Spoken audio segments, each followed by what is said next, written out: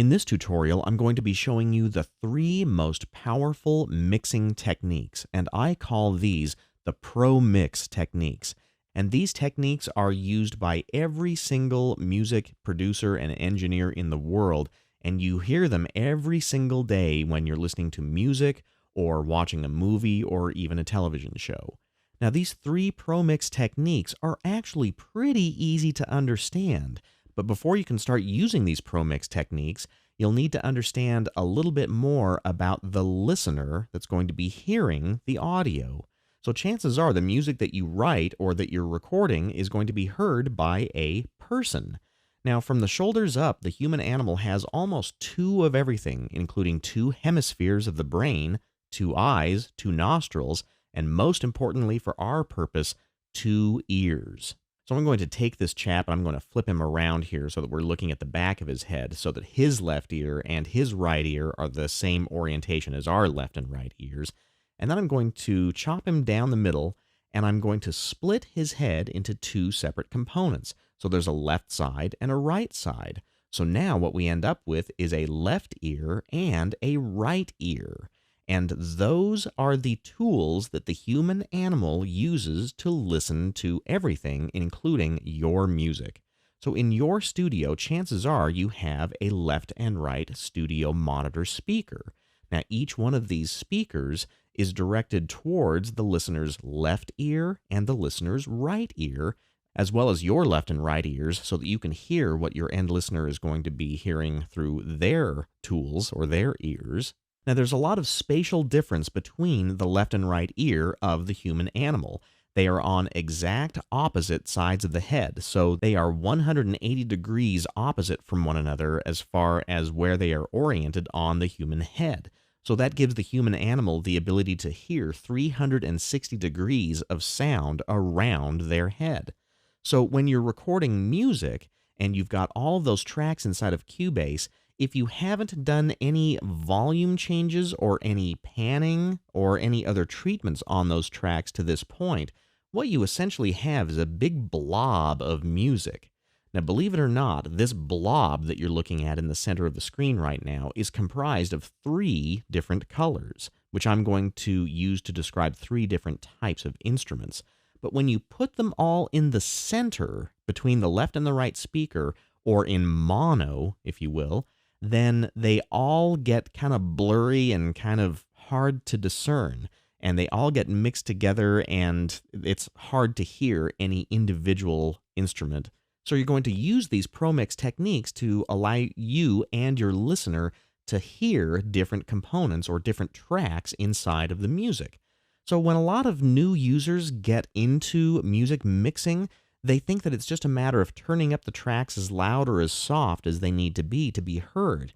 And while volume is one of the Pro Mix techniques that I'll be showing you here, it's not a very effective technique. There's a much better technique for doing these sorts of things. So let's talk about volume first. So if we were to turn up one of these elements, like this green element, then it gets bigger than the other elements. It gets louder than the other elements.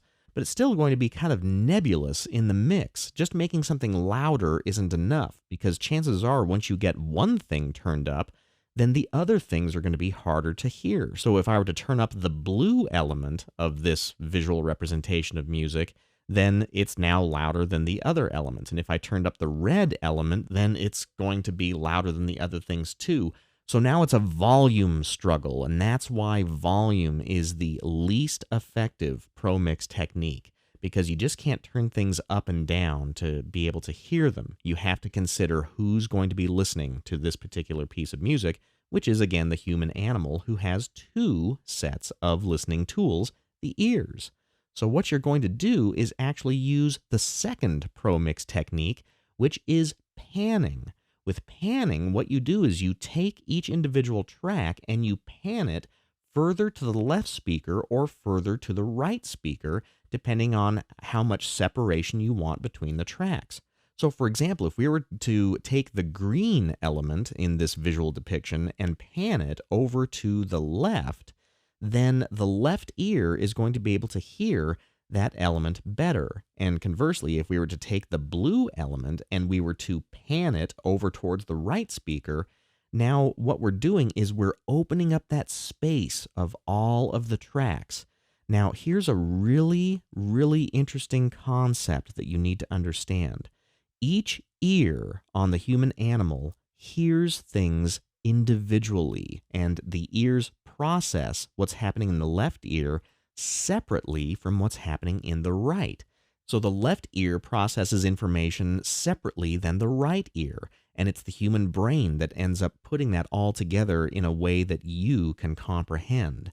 So that's panning. When you pan instruments apart, they actually get easier to hear because each ear processes that spatial information separately.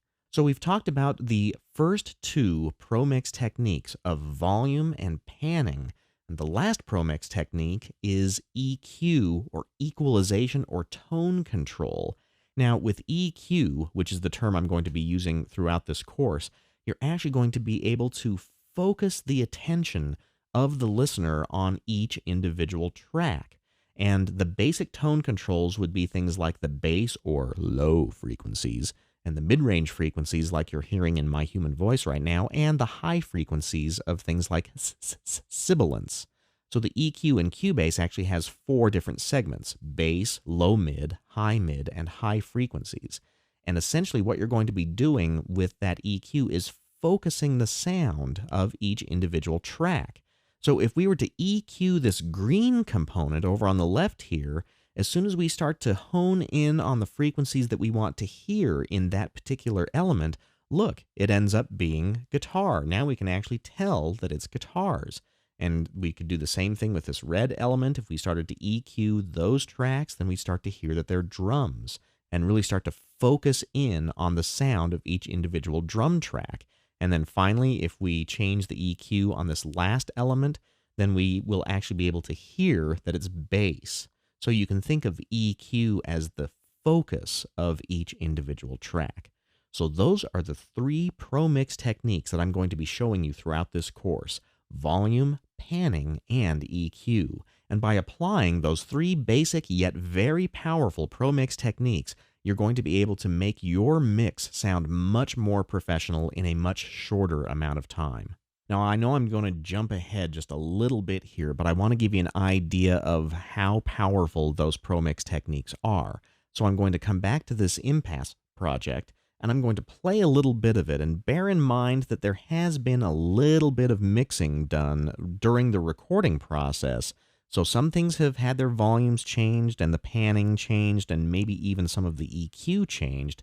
And to take a look at that, let's go into the Mix Console by going to the Devices menu and selecting Mix Console, or simply by typing F3 on the computer keyboard. So I'm going to type F3 and get to the mixer. And then I'm going to type F2 to drop my transport panel out of the way so that we can see a little bit more of the Mix Console. Now you can see right now, if I use this scroll bar at the bottom of the Mix Console to scroll across all of the tracks, you can see that the volumes have been changed on some of those tracks. In fact, most of the tracks have had some sort of volume adjustment, and some of the tracks have been panned as well. So if we were to listen to this project, it's going to be an okay, just basic work mix.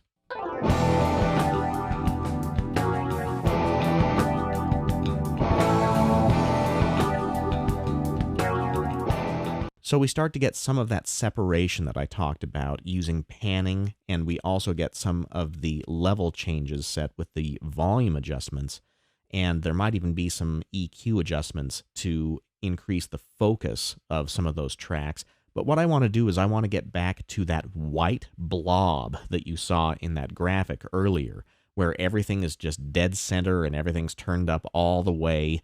And I'm going to show you the difference between the two. So I'm going to go to this little drop-down box in the upper right-hand corner of the Mix Console, and I'm going to go to Reset Mix Console Channels. And then it's going to ask me if I want to reset just the selected channels, but I didn't make any selections. I just want to use this command to reset all of the channels. And now you'll see that all of the volume faders on those channels have gone back to the 0 position, and the pan controls have been set to the center position, and none of the EQs are on. So now that all of those tracks have been turned up, I'm going to drop the master fader down here quite a bit because this is going to make it very, very loud because everything's been turned up. And now when we listen to the project again, it's going to be much, much harder to hear any of the individual instruments because we've essentially removed all of the Pro Mix components from this project. Let's take a listen.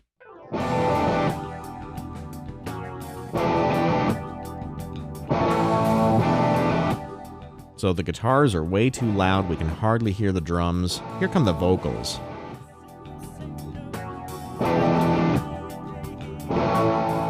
So yeah, we can hardly hear the vocals. We've got tons of guitars, but more importantly, everything just sounds really like choked, like really, really constricted because everything is in mono right now because all of the pan controls have been set to the center position. Let's listen again.